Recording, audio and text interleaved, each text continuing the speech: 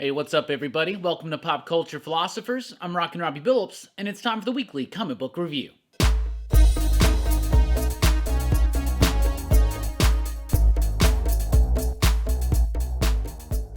That's right, everybody. Thanks for checking out the video. I am Rockin' Robbie Billups. This is the weekly comic book review. It's the show where I read a lot of comic books, and I'll let you know what I thought about them. But before we get into that, can I get a mad station out for Josh Brewington? Been supporting us over the channel for a good long while now, going above and beyond. We really do appreciate it, Josh. It means a lot. I thank you so much. All right, moving on to the weekly comic book review, and we always start with the pick of the week. This week's pick of the week, Number 1, from Image Comics. Now, this is written by W. Maxwell Prince. That's right, the writer of Ice Cream Man, and this is in fact a 6-issue anthology series about clowns from the writer of Ice Cream Man.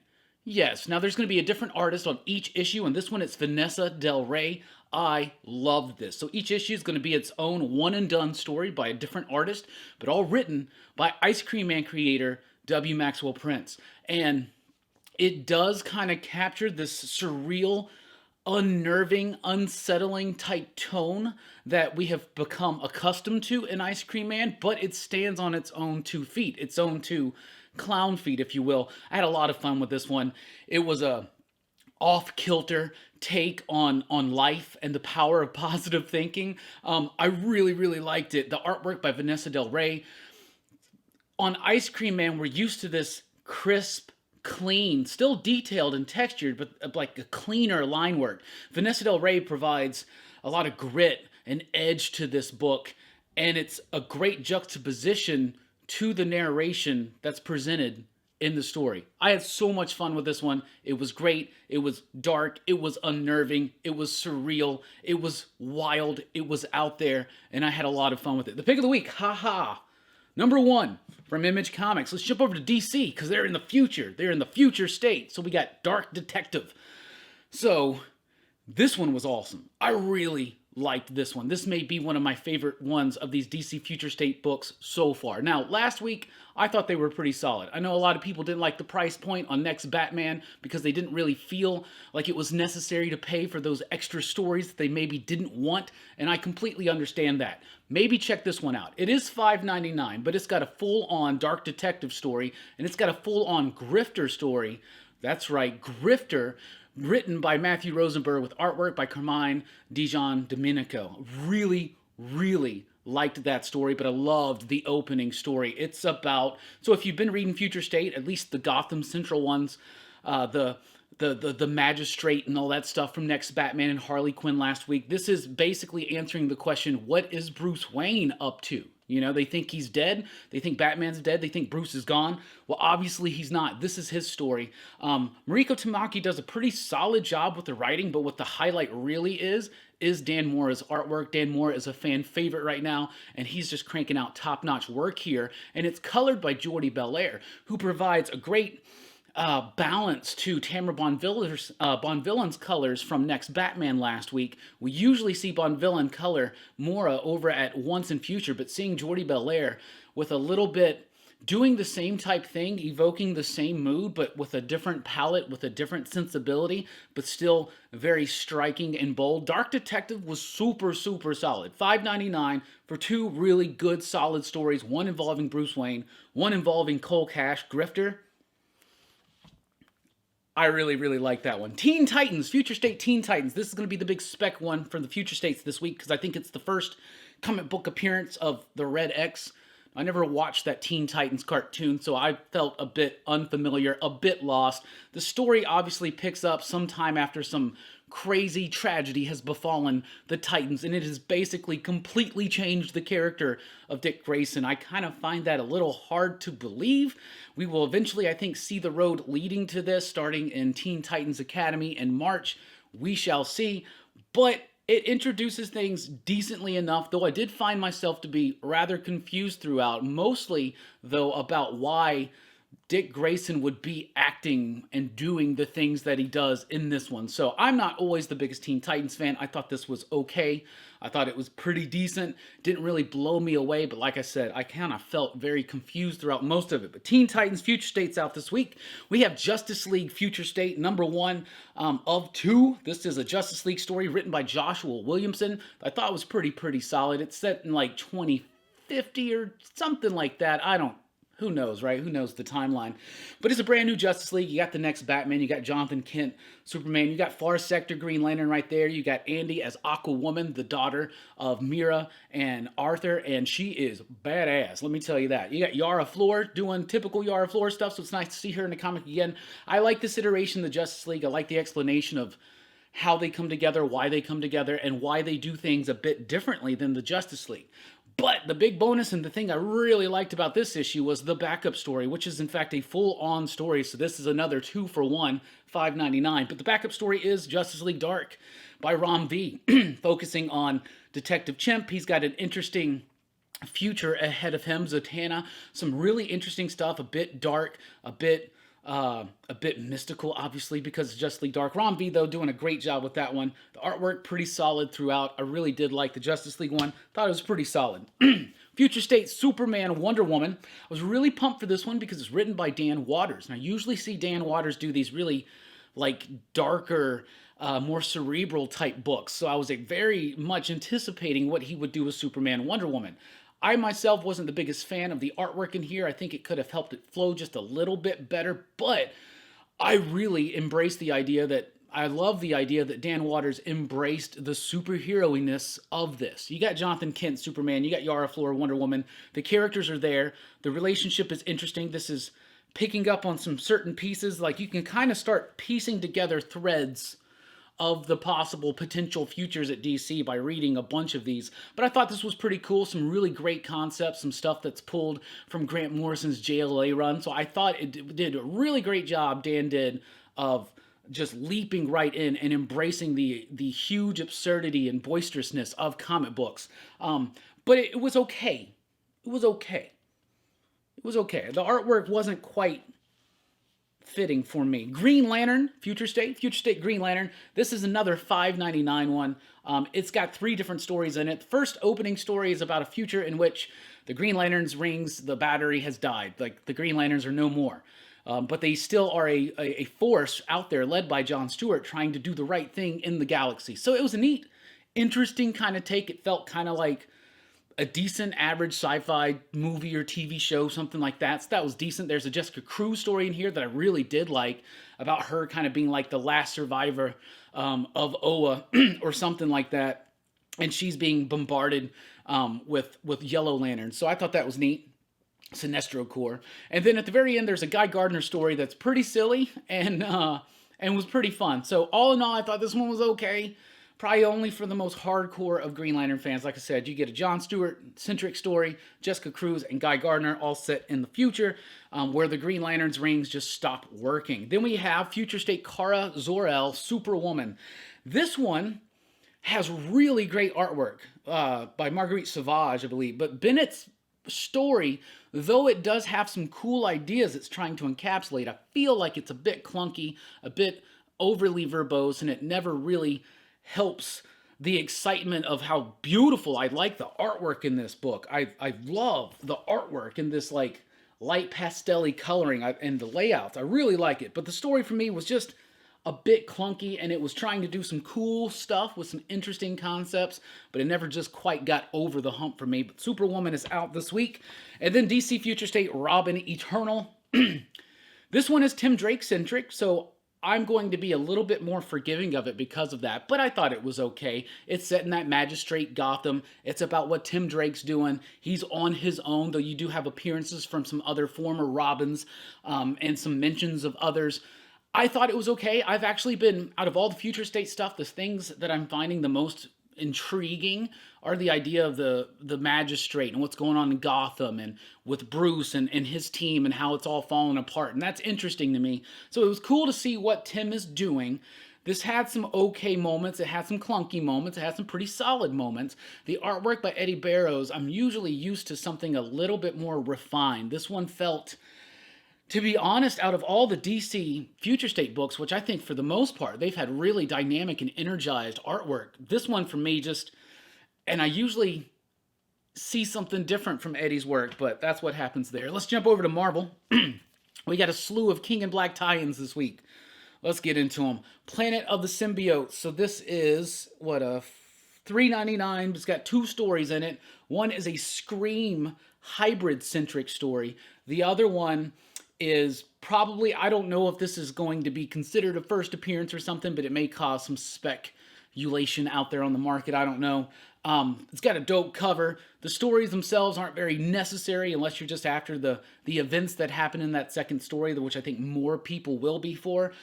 It's got decent artwork throughout, but it just kind of felt not essential, and none of these King in Black tie-ins that I've read so far have been essential in the slightest. Maybe Venom, because that gives you the emotional weight of the journey Eddie is taking. But Planet of the Symbiotes was kind of a wasted opportunity, in my opinion. Then we got Gwenem versus Carnage. This one just dulled me out. I did not enjoy this one. I think if you've been keeping up with Spider-Gwen, Ghost Spider, whatever you want to call her, Gwenem, if you've been keeping up with her and if you like that character and you've liked her runs, jump into this because this is her story. This is her dealing with the King in Black aftermath and effects and all that stuff. But for me, who hasn't been keeping up with that book, who's never really, I like this character, but not so much where I've been enticed into just reading the book all the time. So this one didn't do much for me. And the Carnage thing is kind of interesting. I don't know. Thunderbolts is something I would typically applaud, especially written by Matthew Rosenberg. However, this is not my Thunderbolts. They've done many different versions of the Thunderbolts team. I am partial to the classic ones with Baron Zemo and Fixer and Atlas and Songbird and Beetle or Mach 5, Moonstone, all that stuff. Hawkeye, yeah, I love that. But so, yeah, the idea is it's Kingpin's hand-picked team of villains, basically a Suicide Squad, and that's basically what's happened is Thunderbolts has kind of become like Suicide Squad, and that's happened over several years, and that's okay, I guess. But this book for me was just okay. I was really excited for it because of the Thunderbolts name, well, Juan Ferreira doing the artwork, Matthew Rosenberg doing the writing, but I just didn't care about any of these characters. It's got a nice, fun, kind of quirky feel to it, but once again, not essential, not an integral part of the King in Black story. The Union, number 2, we already knew that this was, and all of this is just, here's the Thunderbolts on their mission. It's not going to have anything to do with the main story, probably. Maybe there's a revelation on some weapon that gets found. Who knows? But the Union, we already knew, wasn't really dealing with that. It was more so dealing with this new superhero team in the UK, and they're trying to have this representative superhero team, but there's a little bit of like America's Got, or like American Idol in it, or some kind of, I don't know. There's like this whole PR push behind it. And then something crazy happens at the end of the first one. I was like, I thought it was pretty decent. I like Union Jack. I'll check out issue 2. Issue 2 was boring. It was dull. I did not get into it. And I am King in Blacked out this week. Oh my goodness. I'm liking King in Black, but I am not liking any of these tie-ins. It's like Empire all over again. And it won't be the last time this happens. We got a Chris Claremont anniversary special celebrating Chris Claremont. So this is written by Chris, and it's got artwork by Bill Sienkiewicz, Sean Chen, and Brett Booth. And the artwork's pretty decent, though at times it does, aside from the Sienkiewicz bits, it feels a little bit odd and awkward at times. But the stories, they mostly involve Danny from New Mutants, Sue, Gambit, Binary, which was Captain Marvel, which the Rogue, that whole thing. So, obviously characters that I guess, resonate very well with Claremont and things that he's done, but it's okay.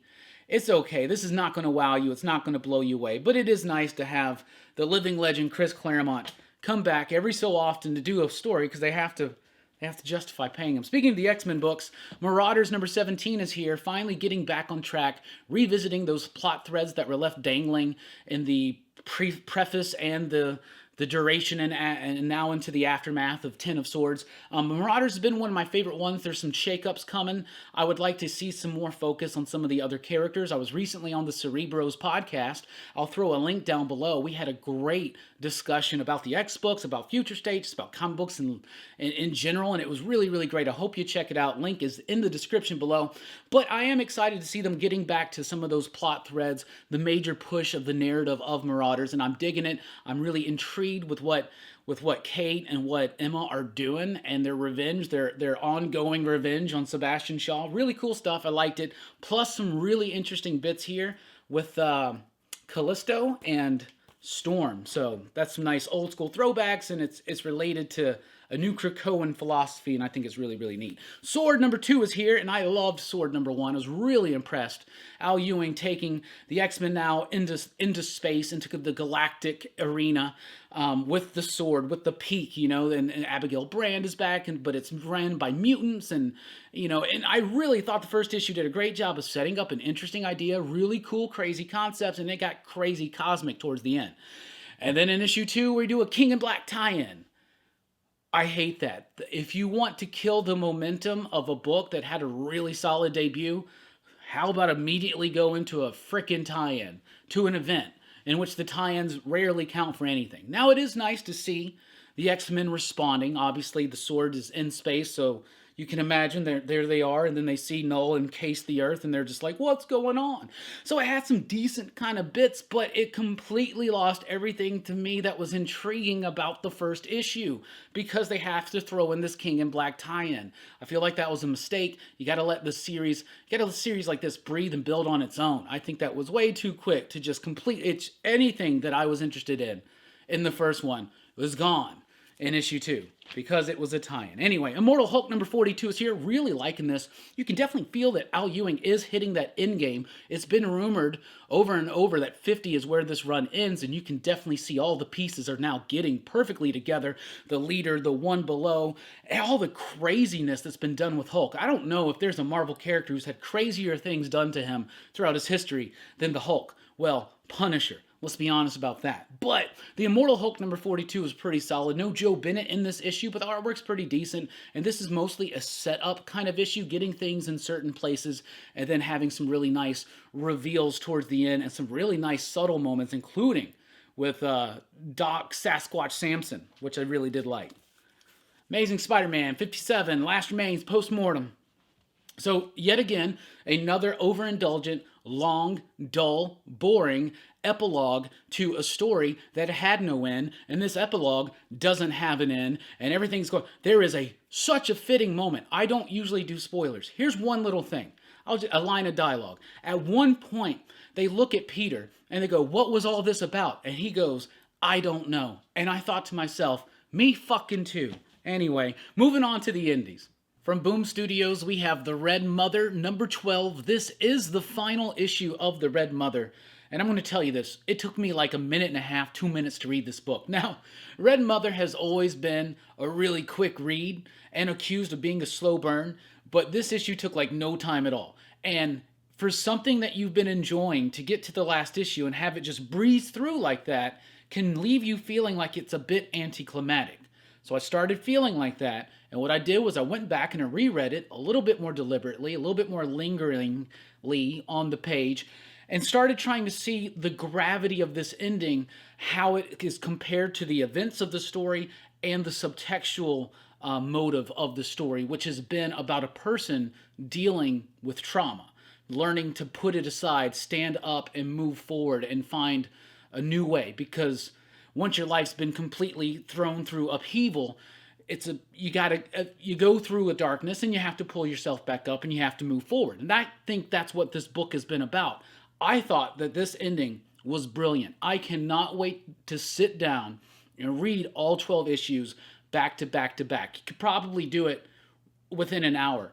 But The Red Mother has had such a deliberateness to it. Everything is so perfectly placed, everything, including this last issue, where the facial expressions, the coloring, the composition, the moodiness, the designs. I really liked The Red Mother all the way through. I thought it was a very solid ending. It does breeze by if you don't take your time with it. I would encourage you to take your time with it and let the journey of this character and what she's gone through, feel the weight of that along with the events, and then understand how impactful this ending is to the entire nature of the story. At least in my opinion, The Red Mother, Number 12, loved it. Then we have Seven Secrets, number 6. This is the end of the first arc. This book will be continuing, so that's cool. Nice, fun action scenes by Danielle DiNicolillo. Oh, I always messed that up. Walter Baiamonte. Tom Taylor doing a great job with a great, cool concept, and he's taken 6 issues to get us introduced to this world, this organization, these concepts, and these characters. And now when really it starts hitting the fan in issue number 6, it blows me away. There's some big moments in here, some big story moments, and some promises that were set up that are already starting to be revealed. Wild. The journey that this book is about to take is nothing like I thought it was going to be, and I'm having a lot of fun with it. Like I said, dynamic action, great character work, big, bold moments, and in 6 issues, Tom Taylor and company have really crafted something very nice with a powerful punch. Seven Secrets, number 6. I loved it. Also from Boom, we got Mighty Morphin, number 3. Ryan Parrott continues to just deliver the greatest interpretation of the Power Rangers that we've ever seen, whether it's on the smallest screen, the big screen, or in comic books, of course. Great character work, great action, great color. It pops, it's bright, it's fun, it's adding new layers of mythology to the characters and to the story, and I just absolutely adore and love it. Mighty Morphin, number 3, super solid, and y'all, that cover's something else. The cover is sick. Kind of like Homesick Pilots. That was a terrible segue. Homesick Pilots number 2 is here from Image Comics. Writer Dan Water, artist Casper Wingard, Aditya Bidikar on the lettering, Tom Muller on the design work. I loved issue number 1. I loved issue number 2. I saw some criticism of issue number 1 not having quite enough character work or depth in it. I really think it starts getting kicked into gear here in issue number 2.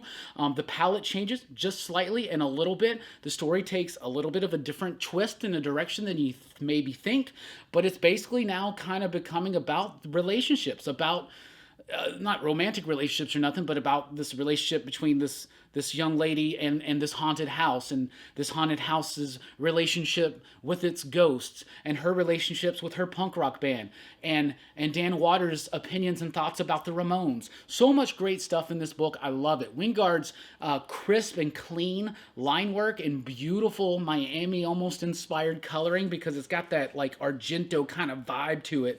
Really cool stuff. Love the coloring, love the palette, love the composition, love the artwork, love the story, loving the characters. Dan Waters doing a great job here. With Homesick Pilots number 2 and Aditya Bidikar, Tom Muller, best letterer and designer in comics right now, pretty much. A Man Among You, number 4. This wraps up its first arc, and there's a letter, basically like a note that Stephanie Phillips writes at the end that basically says that, yeah, there's more coming, but it almost seems also like it may be a while off. Of course, she's, got a lot of work over at DC right now doing Harley Quinn, for instance. But A Man Among You, number 4, does a great job of wrapping up the first arc. This great, nice, fun, easily accessible pirate adventure about Anne Bonny and this ragtag crew that she winds up collecting over the course of these 4 issues. To really look back and see how much has happened and how engaged into the story and the characters I've gotten in just 4 issues is really, really solid, and definitely worth mentioning that is because of Phillips, Cermak, Calise, and Pateri. Fantastic artwork, great lettering, everything just glides you across the page. It's got this fun swashbuckling sense, but it also has twists and turns, and I love the setup here, and I want more A Man Among You soon. Big Girls number 6 is here, wrapping up its first arc, and once again another letter towards the end, definitely saying yes, it will be coming back, but it may still be a while. But this was a nice finale to the first arc by Jason Howard. He's done a great job. I don't know if this is the first thing he's ever actually written that it is the first thing he's ever written that I've read, but this was great. Big sci-fi action kaiju type stuff. You literally have giant women monsters and giant dudes with their with their tiny schlongs just going all across the town. I'm thinking about it. A naked like 100-foot man. Like, that's a terrifying sight. Big Girls number 6, though, did a great job of wrapping things up, leaving a little bit of something dangling out there to explore more as the series goes, and setting up something new and different as opposed to what it did in the first issue. I really thought Big Girls was pretty solid, very fun. Issue 6 out this week. From Vault Comics, we have Autumnal number 4. Really liking this book now because in issue 4 they basically, it's a big exposition issue. This is the issue where you go find the town expert who's going to let you know what exactly is going on, and the myth of this town and why they're so weird about leaves. And I loved it. It adds this layer of creepiness to it that I think will be definitely cast a different light when you reread issues 1, 2, and 3. Autumnal's been great. I really love the artwork, Chris Sheehan, and coloring by Jason Wordie. Jason Wordie always provides great texture to his colors, and he provides it to the artwork and the flow of the page. Everything about this was great. There was some great atmospheric artwork. Tonally, it was just very creepy. Even though it was really just a long story, it was written very well, and the juxtaposition with the art and the pages, it just popped so well. This was the best issue of this series yet, in my opinion. And it was an exposition issue. Autumnal number 4, really liked it. Bleed Them Dry is here with issue number 6. I believe this is the final issue of this series. It definitely wrapped up the story. It did it in a nice way. Over the course of this series, I started kind of losing my place in it.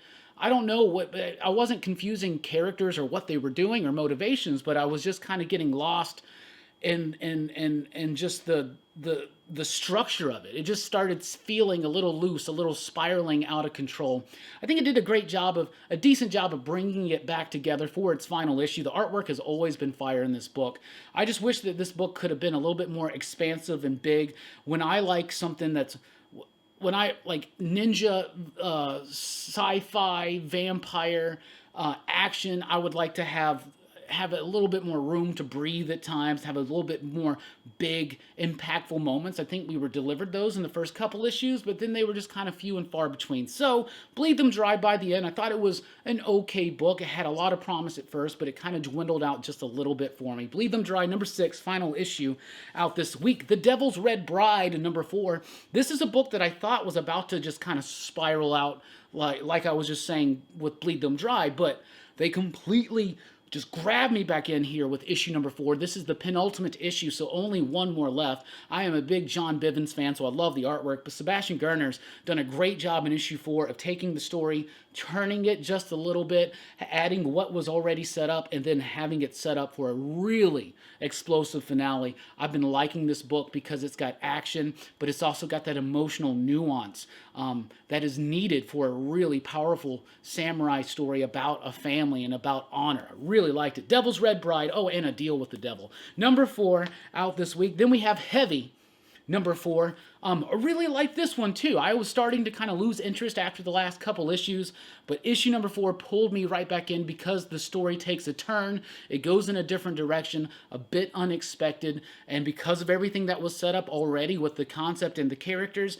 I had a lot of fun with it. Max Bemis is taking a lighthearted approach to this, but he's also still saying something, but he's also saying something in a very lighthearted, tongue-in-cheek type way. This book is crazy. It's all over the place. It's easily offensive to many people, but Heavy, number 4, was pretty solid in my opinion. Space Bastards, number 1. This might be my sleeper hit of the week. This is from Humanoids. I had a lot of fun with this one. It's $5.99, but it's extra size. It's got artwork by Derek Robertson. So let's talk about that. So the writers are Eric Peterson and Jill Aubrey, and Derek Robertson does the artwork, Diego Rodriguez on the coloring, Simon Bolin on the lettering.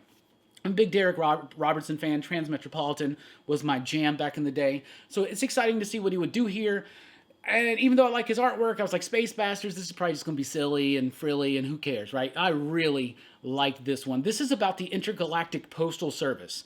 And imagine delivering packages like they're bounties, right? And every time somebody else grabs the package, the bounty goes up just a little bit. And so therefore, whoever has the package last and actually gets to deliver it can have an exceptionally high payday.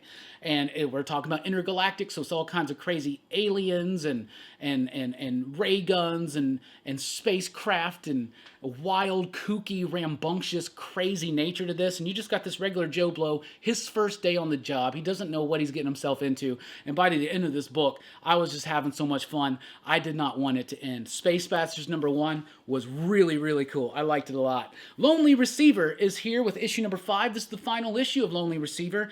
This is a weird final issue. It's mostly like narrative, like narration. It's mostly just a narration, and but it's such an appropriate ending, a perfect ending to this book. This book has been cerebral and surreal. It's been weird and wacky, but also at the same time very grounded in real, brutal, and tragic and honest emotion. And I think that what Zach Thompson and Jen Hickman and Simon Boland, what they've done with this book has been fantastic. This was one of my favorite books of 2020. This ending cements it on that list. I loved it. Jen Hickman, I love their artwork. I think that this is next level. I love how each book that they tackle, they change their styles to just appropriate the tone and what is there. You can feel like this is a personal book for them and for Zach. You can really feel that, and there's a nice little bit at the end that Zach writes, as well as Jen. But I loved Lonely Receiver. This book has really actually helped me a lot over my personal journey in the last few months, and it was a very appropriate ending about integration and about realizing the power. It's almost parallel at times with Red Mother with the story that they're telling, but because of different traumas. Some can wind up being self-inflicted or learned behavior, and some are just outside forces, right? Lonely Receiver, number 5, is about integration and responsibility, and I really love this book. I thought that was absolutely fantastic. Man's World, number 1. This is from AWA Upshot. I'll be honest with you, they sent me an early look at this months ago, and I haven't checked it out yet. I looked at it, I was like, this seems cool, but most of the AWA stuff for me now, there are some things I really, really like, and I think they're strong, like Hotel, the first book of Year Zero.